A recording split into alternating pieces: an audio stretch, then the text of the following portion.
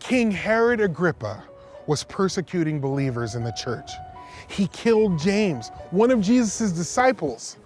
When the king saw how happy this made the Jews, he arrested Peter too. The king put Peter in prison and assigned groups of soldiers to keep guard.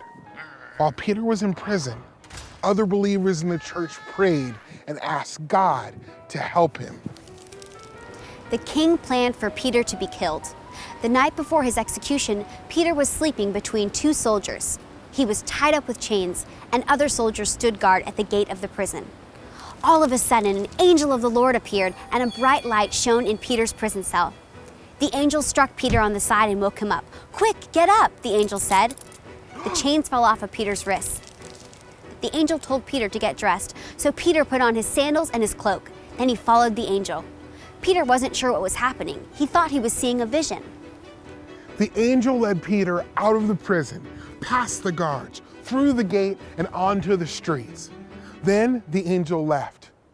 When Peter looked around, he realized the Lord had rescued him from prison and from certain death.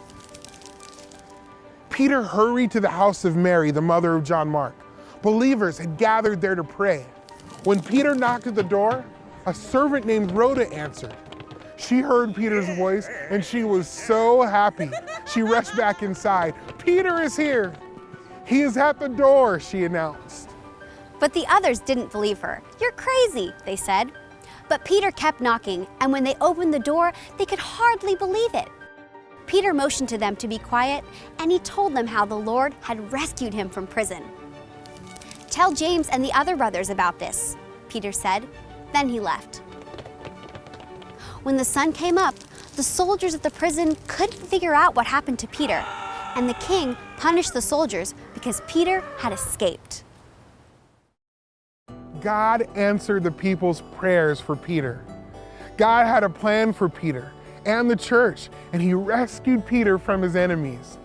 Peter knew he would face death because he believed in Jesus, but he kept going so he could share the good news of the gospel.